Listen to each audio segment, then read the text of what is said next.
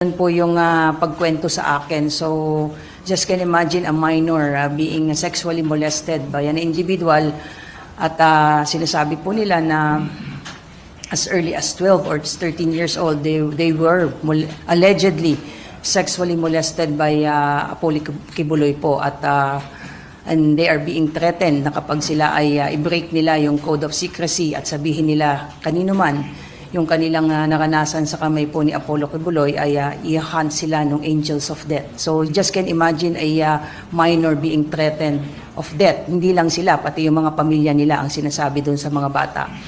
And if I may share na talagang, ewan ko kung paano ko ba sasabihin ito na ang sinasabi, di umano, again, these are all allegations.